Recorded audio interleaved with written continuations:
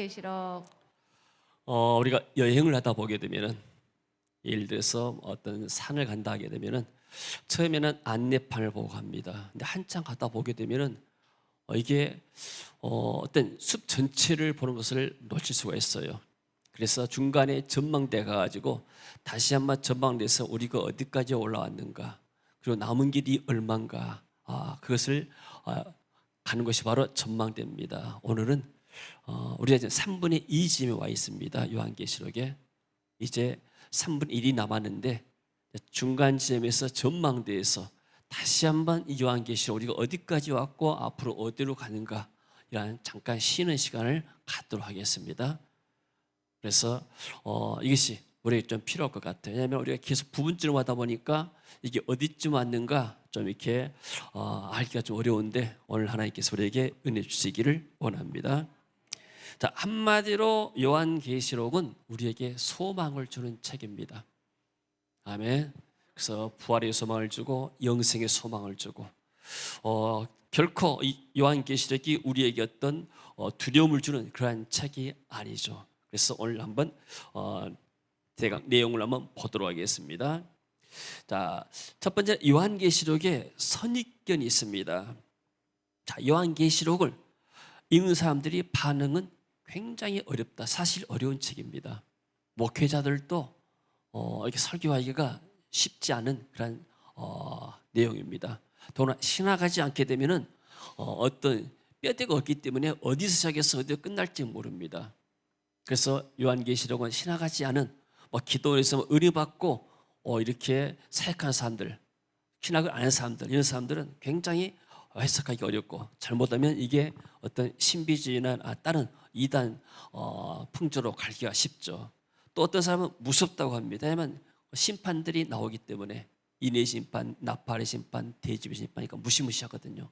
그러니까 굉장히 무서움을 느낍니다. 그리고 또 요한계시록은 어려운 이유가 뭐냐면 상징들이 많아요. 666, 14만 4천, 그리고 여러 가지 그때 나오기 때문에 이것을 해석하는 데가 어렵습니다. 그러나 상징을 바르게 풀면은 계시록은 결코 어려운 책이 아닙니다. 그래서 이 상징들은 대부분 그냥 나온 것이 아니고 대부분 구약 성경에 다 나와 있습니다. 거기에 상징에 근거해서 이렇게 하기 때문에 결코 어려운 해석들이 아니죠. 그리고 요한계시록은 7인, 7나팔, 7대접의 심판으로 구성되기 때문에 굉장히 무섭게 느껴집니다. 그러나 이 심판은 성도들에게 주는 심판이 아니고 불신의 세상, 우상 숭배자들, 또 사단의 부하들, 사단의 세력들에게 하나님 내린 심판이기 때문에 우리는 이것을 우리가 무섭게 여기질 이유가 없습니다. 마치 애굽에 내렸던 재앙과 똑같은 원리가 되죠. 그래서 성도들에게는 소망을 주기 위한 책이 바로 요한계시록입니다. 그리고 이것은 계시록에 나오는 여러 심판들이 이렇게 악한 세력들, 그래서 우리가 보게 되면은 권선, 징악 그러지 않습니까? 세상의 역사를 보더라도 히틀러가 세계 대전을 일으켜 가지고 많은 사람들을 이렇게 죽이고 했지만은 얼마나 악한 일을 많이 했습니까? 유대인들도 많이 학살하고 많은 전쟁을 통해서 많은 인명들을 살상했잖아요. 자기 어떤 정권 야욕 위해서. 그러나 그 정권이 영원히 이 땅에 있는 게 아니에요. 로마 황제들이 300년 동안에 10명의 황제들이 계속해서 기독교를 핍박했지만은 그 로마가 지금까지 영원히 있는 것이 아니에요. 하나님이 악한 세력들은 시대에 따라서 역사를 통해서 심판하지만은 마지막에 역사 때는 하나님 일괄적으로 심판한다는 사실입니다. 그래서 하나님이 이스라엘 민족을 구원했는데 애굽에서 400년 동안 종살이한 이스라엘 민족을 구원했습니다. 그때 10가지 재앙이 임했는데 그 10가지 재앙이 이제 다음 주도 볼 7가지 대접장에서 똑같이 제외됩니다. 그렇다면 이것은 결국 불신의 세상을 심판하고 거기에서 하나님의 백성들을 구원하기 위한 하나님의 계획이고 하나님의 그런 선한 책인 줄로 믿습니다. 자, 그리고 두 번째, 요한계시록 공부를 통해서 얻은 유익이 한 3가지 정도 있습니다. 계시록을 공부하면 성경 전체를 이해할 수가 있어요. 자, 그래서 쉽게 말하면 우리가 여기서 서울을 간다 하게 되면 광주에서 출발해서 중간에 여러 가지 이제 역들을 거치면서 그러고 나서 최종적으로 서울에 가는 것처럼, 마찬가지로 신앙생활도 우리가 이렇게 예수 그리스도를 믿고 나서부터 어디로 가는가, 나중에는 결국 하나님 나라까지 입성하는 것이 우리의 신앙생활의 최종의 목표입니다. 그런 모든 과정을 갖다가 이 요한계시록이 결론을 내고 있습니다. 그러니까 창세기가 선언이 하게 되면, 구원의 창세기는 세상이 어떻게 열어졌는가, 만들어졌는가, 창조, 그리고 어떻게 해서 세상이 타락했는가, 사람들이, 그리고 어떻게 구원받는 길이 있고 어떻게 멸망의 길이 있는가, 창세기가 서론이 닿게 되면은, 그리고 나서 요한계시록은 이 모든 세상 역사의 결론이 되고 종점이 되는 것이죠.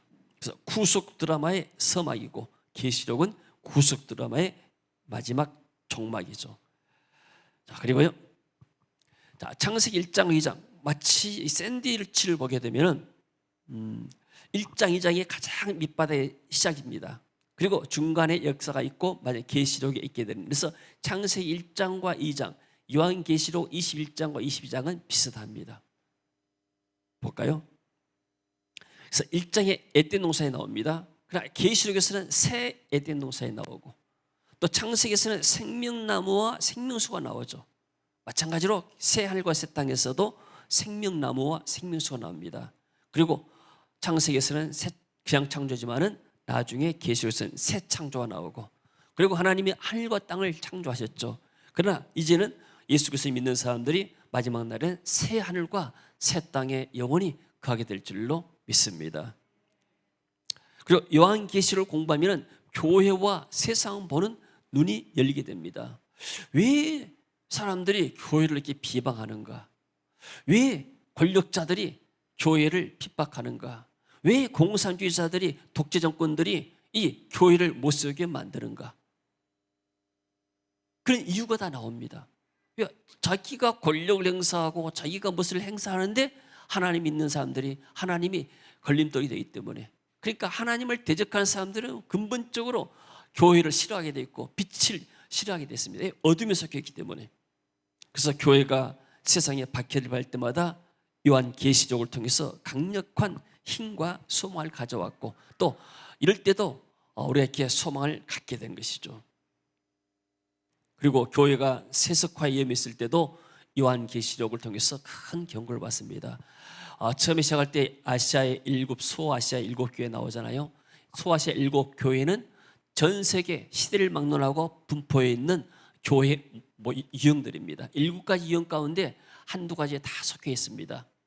그렇다면 그 교회들에게 하나님께서 말씀하게 되죠. 너희들은 실장은 너희들이 부자하지만 너희들은 가난한 사람들이다. 눈먼 자들이다. 너희들이 지금 너희 교회는 환난이 있고 가난하다지만 실상은 너희가 부유한 자다. 이렇게 하나님께서 교회 이 계시를 통해서 우리에게 말씀해 주고 있게 되죠.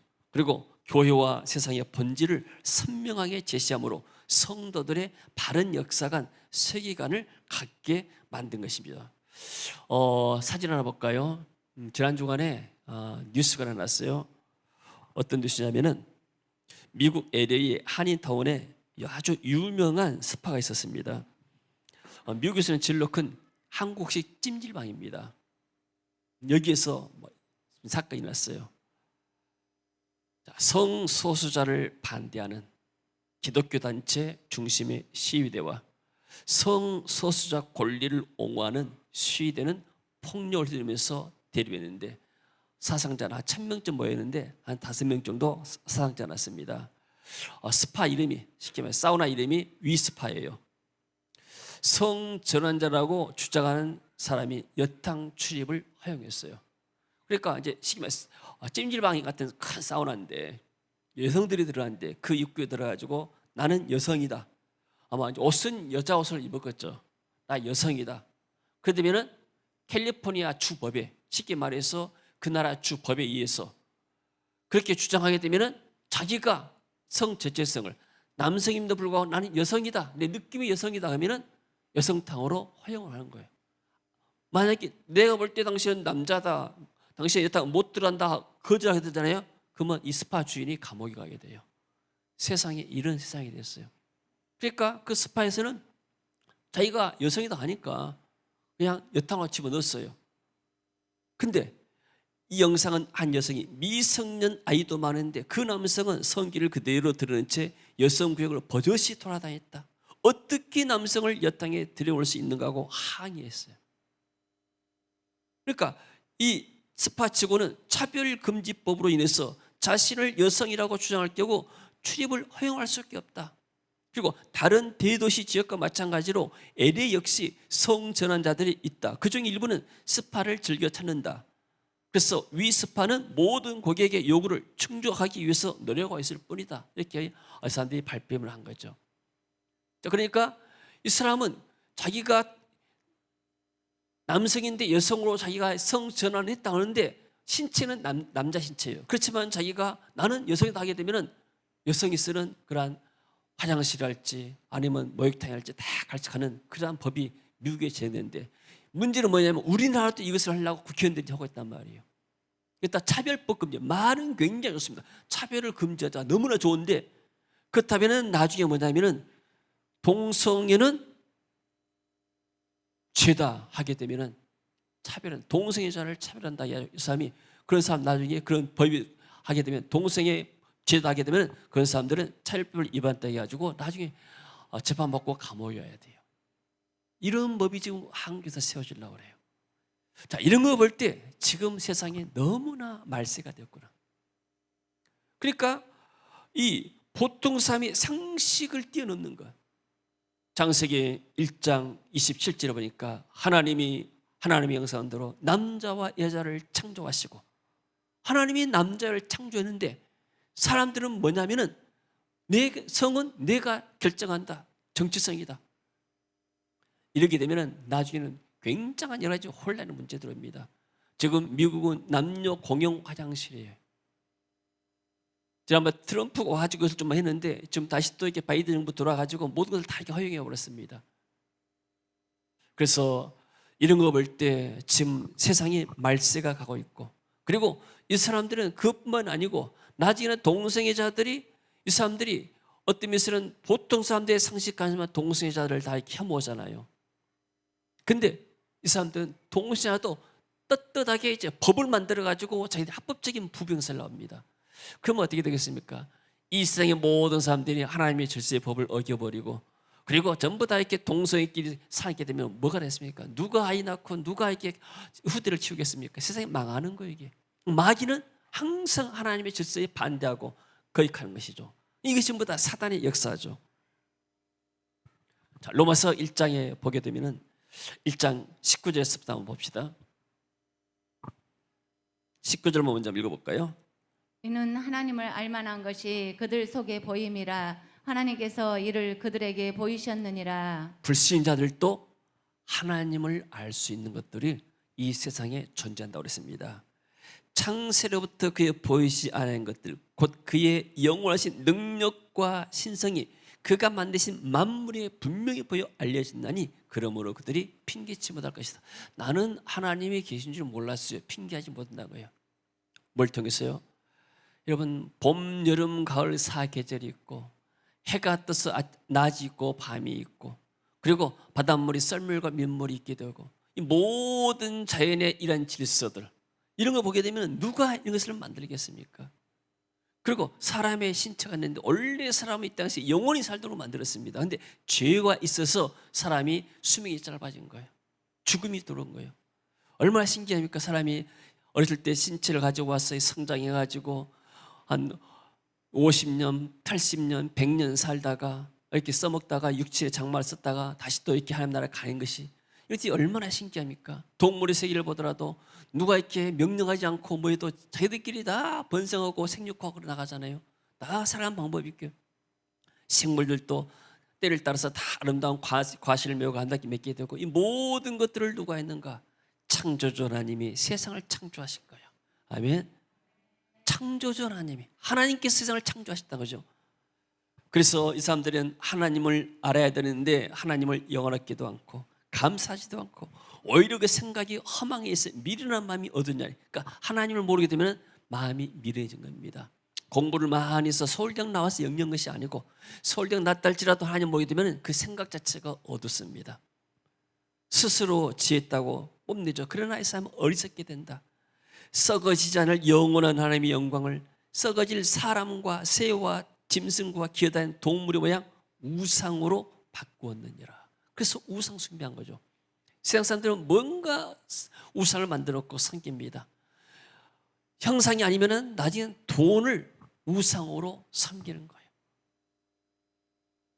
어제 잠깐 간증을 들었는데 번죽 그 만든 그 여사장이 기독교 TV에 나와서 잠깐 간증했는데 한 토막 들었는데 이분은 아주 어려운 환경과 자랐습니다.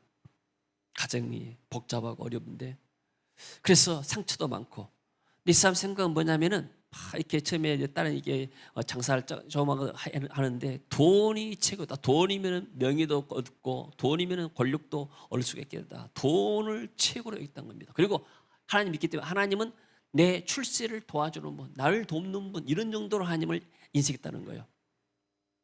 근데 나중에 더 깊이 하나님을 알아서 보니까 돈이 최고가 아니고 예수님이 최고더라. 하나님이 전부 다더라. 하나님이 내 상급이더라. 하나님을 얻거나 하면은 세상 모든 것이 다 하나님의 것이고 세상 모든 것을 얻게 되는데 나는 그 하나님께서 창조하신 그 한 일부분의 물질일에 거기에 매가지고 그것을 내가 이렇게 최고로 여기고 살아왔다. 이런 고백을 들었습니다. 여러분, 돈이란 것은 이 세상에 잠시 잠깐 살다가 갈 때까지 필요한 것입니다.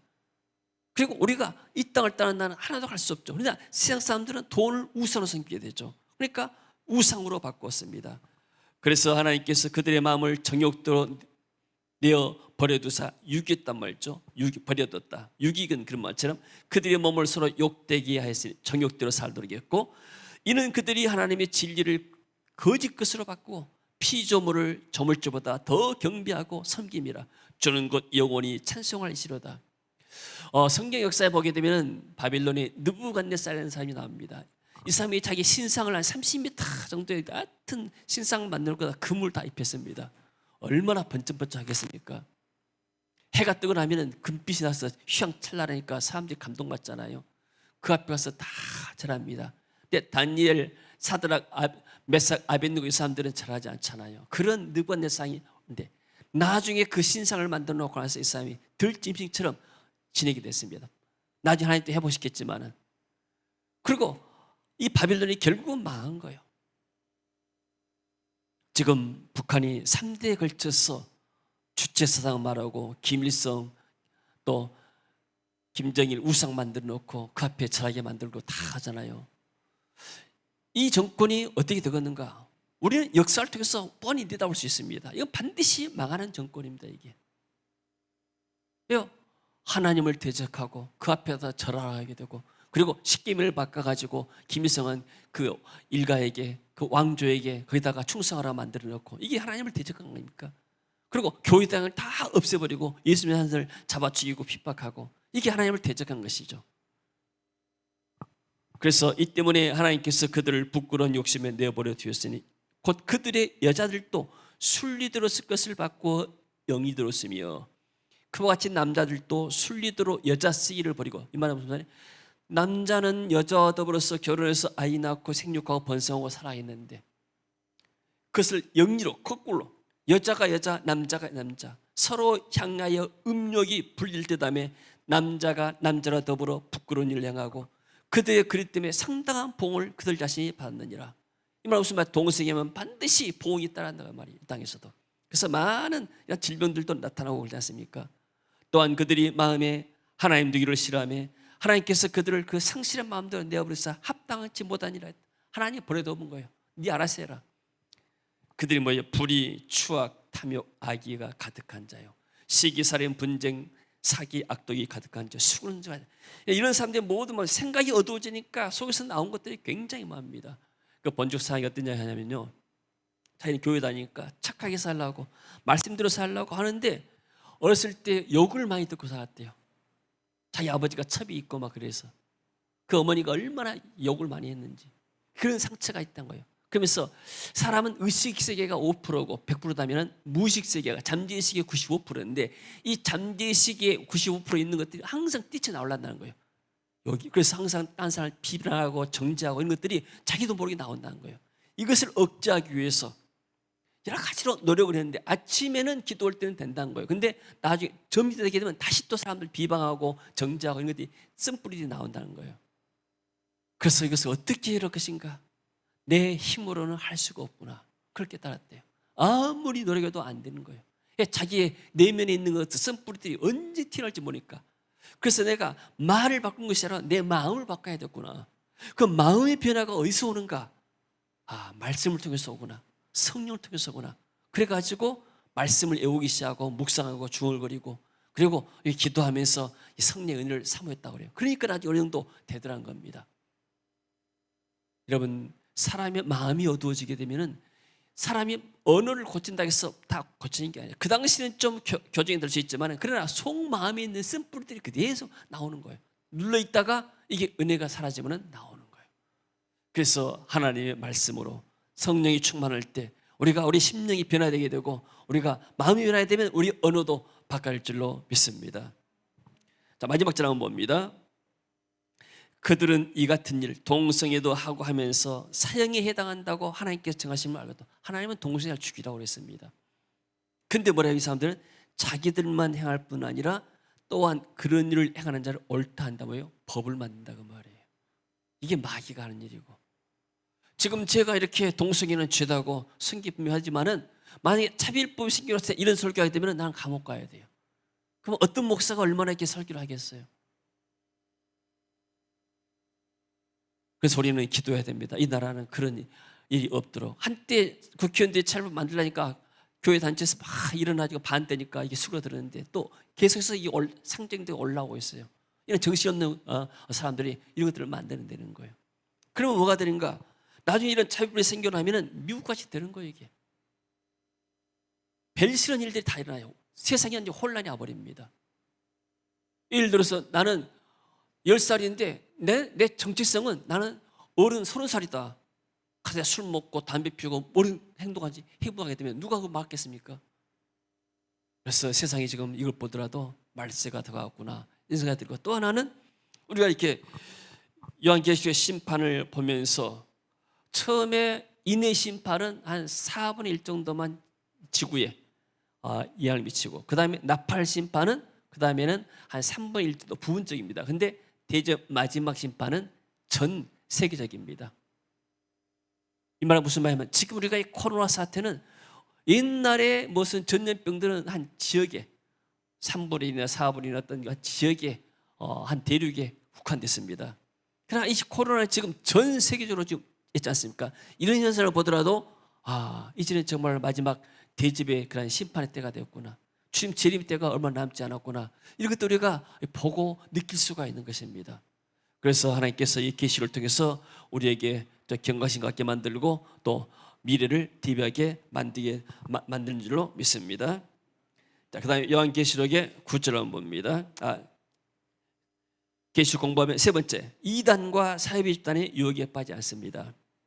자, 교회사를 보게 되면은 정통 교회보다도 이단과 사이비 집단이 계시록을 더 많이 가르쳤죠. 사실 그렇죠. 이단들은 늘 계시록 가지고 뭐 하는 것이죠. 그래서 많은 이단들이 자기들의 주장을 정당화하는데 사용하고 있습니다. 자기들의 이론을, 자기들의 교리를 요한계시록에서 뭐 어떤 단어 가지고 와서 이렇게 정당화시키죠. 그래서 요한계시록을 바르게 아는 것은 이단이나 불건전한 집단에 빠지지 않는 보호막이 된 것입니다. 아멘. 우리가 지금 이렇게 계시록을 이렇게 공부하고 있는데 이게 평생에 한 번 계시록 강의를 들을 수 있을까 말까 또 그럴 수도 있어요. 그러나 우리가 이렇게 계시록을 들을 수 있다는 것 자체가 하나님의 은혜고 하나님의 축복인 줄로 믿습니다. 우리가 한 번 이것을 이렇게 제대로 배우고 나게 되면은 나중에는 우리가 다 잊어먹는다 하더라도 누가 말하기도 하면은 자료 찾아가지고 이것은 이 의미였지, 우리가 다 이해가 되는 것입니다. 또 지금은 이렇게 다 유튜브가 이렇게 저장이 되기 때문에 아무 때나 찾아서 거기에 대해서 우리가 공부하고 우리가 대처할 수가 있는 것이고 빠지지 않게 할 수 있는 것이죠. 그래서 계시를 공부하게 되면 악한 사단에 빠지지 않고, 자, 요한계시록 구조와 주제입니다. 1장에서 22장까지 있는데 전체 구조를 파악한 데는 성령 안에서라는 이 단어입니다. 엔 푸니마티, 성령 푸니마티가 성령, A랑은 아니라면 성령 안에서. 1장 10절 봅니다. 주의 날에 내가 성령에 감동되어 내 뒤에서 나는 나팔 소리와 같은 큰 음성을 들으니. 성령에 감동되었대 말이 엔 푸니마티, 성령에 감동되어 성령 안에서란 말이에요. 그래서 내 뒤에서, 그 다음에 계시록 4장 2절에 보니까 내가 곧 성령에 감동되었더니 보라 하늘에 보좌를 베풀었고 그 보좌 위에 앉으신 이가 있는데 그 다음에요. 곧 성령으로 나를 데리고 광야로 가니라. 내가 보니 여자가 붉은 빛 짐승을 탔는데 성령으로 나를 데리고 크고 높은 산으로 올라가 하나님께로부터 하늘에서 내려오는 거룩한 성 예루살렘을 보이니. 자, 성령께서 데리고 감동해서, 쉽게 말하면 사도 요한이 환상을 보고 비전을 보고 하나님 나라의 어떤 계시를 본 것이 전부 다 성령께서, 성령 안에서 성령께서 인도해 가지고 사도 요한의 영적인 눈을 열어서 보게 만들고 환상을 보게 만들었죠. 여러분, 언제 성령이 역사합니까?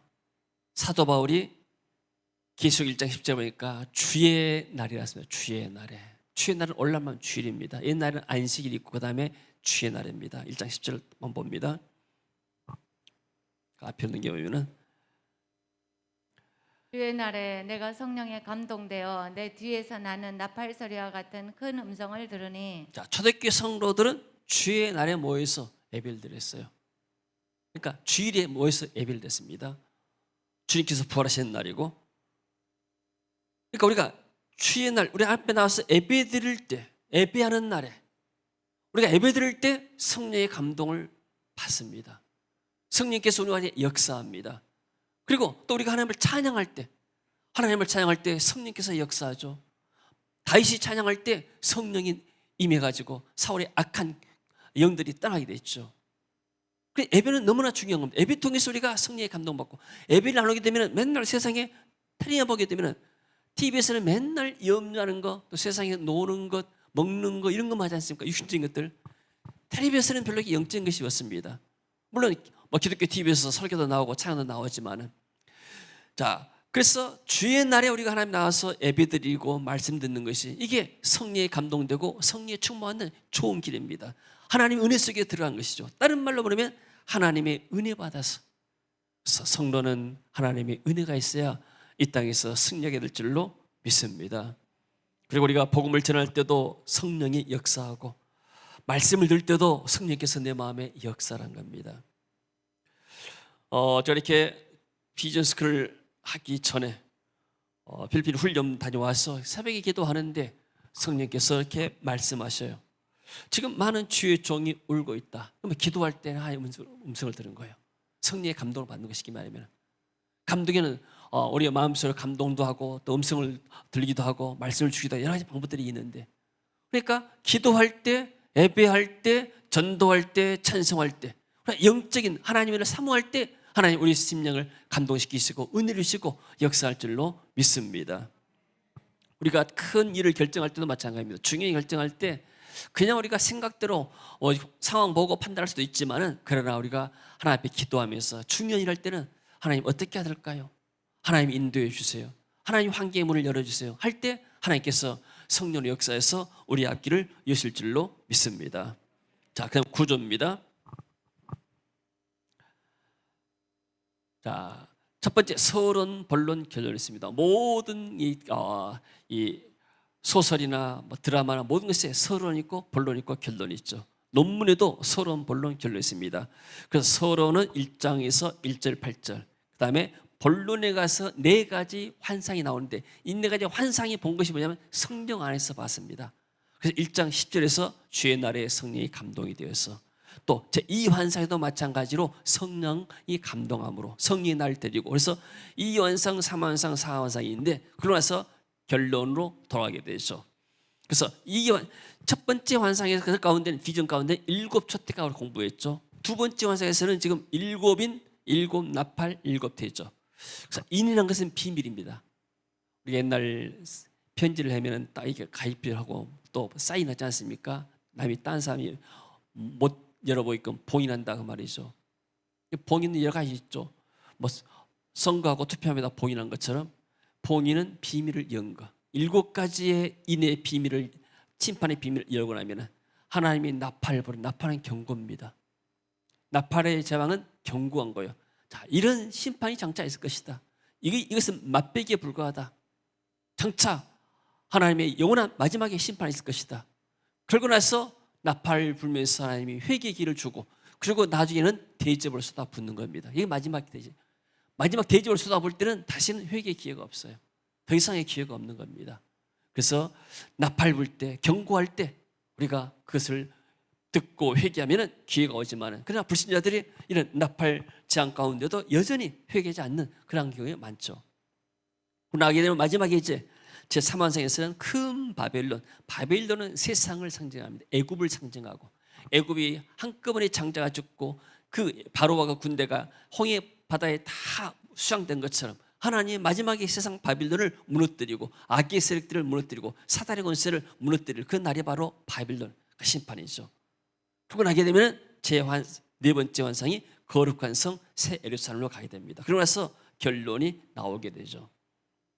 자, 그래서 우리가 지금 요한계시록을 쭉 공부하면서 3분이 왔는데 다시 한번 이렇게, 처음에는 우리가 공부 안 할 때는 뭐가 뭔지 모릅니다. 그냥 넘어갔는데 중간쯤 와서 다시 한번 되돌아보면은 다시 개념이 정리되고, 또 앞으로 남은 길이 이제 우리가 뭐냐면 다음 주에는 7 대접 심판하게 되면 제2환상이 끝납니다. 그러면은 제3환상, 제4환상은 이게 이제 마지막에 예수님의 이렇게 재림의 때 일어난 일들입니다. 시대가 참 악합니다. 세상 사람들은 하나님을 이렇게 알제 하나님께 예배도 안 하고 하나님을 대적하고, 또 마찬가지로 지금 이렇게 세상의 정부들, 공산주의자들, 또 뭐 독재자들, 이런 사람들이 있다. 하나님을 대적하는 사람들이 많이 있습니다. 그러나 하나님은 성경을 통해서 하나님을 알게 만들고, 또 자연 모든 만물, 자연 질서를 통해서 하나님을 알게 만들고, 또 세상 역사를 통해서도 하나님을 알게 만들고, 더구나 하나님 믿는 사람들에게는 우리에게 날마다 이렇게 은혜를 주셔서 하나님을 예배하면서 하나님을 섬기는 것이 천국 가는 어떤 면에서 연습과 똑같은 거, 여행 연습과 똑같은 겁니다. 우리가 주일에 와서 이렇게 예배드린다는 것은 장차 천국의 보좌 앞에 가가지고 거기에서 우리가 하나님을 예배하는 것, 그런 모습과 똑같은 것입니다. 할렐루야. 지난주에 임원들이 영광 홍롱에서 모였습니다. 그 교회에서 가서 이제 그 목사님 교회 사역도 좀 보고 이야기도 듣고 하는데, 그 나오는데 그 백수 해안도로에 있더라고요. 내가 바다를 딱 보니까 제가 그랬습니다. 바다는 제2의 하늘이다. 왜 사람들이 내가 바다를 좋아할까? 왜 사람들이 바다를 보면 마음이 평안할까? 내 생각하는 바다는 제2의 하늘. 누구나 가다 본 고향을 이렇게 그리워하잖아요. 사람을 또 나중에 회귀 본능이라고, 연어가 어디 저 먼 바다에 살다가 다시 못 돌아온 것처럼, 마찬가지로 사람도 마지막에 죽을 때 되게 되면 기수 본능이 있잖아요. 유대인들도 해외에 살다가 죽을 때 되면 들어간다는 것처럼 다 사람은 영원한 번영을 찾아간 것입니다. 근데 바다는 하늘과 똑같은 거예요. 파란 하늘. 그리고 성경에 보니까 유리바다, 수정같이 맑은 유리바다. 그래서 바다는 제2의 하늘이기 때문에 사람들이 하늘나라를 사모해서 이렇게 바다에 오지 않는가. 저 그렇게 생각해 봤어요. 좀 추궁이 됩니까? 저 그럴듯하죠. 사람들이 눈 오면 바다를 보면 평안하잖아요. 파란 물결 파도치고.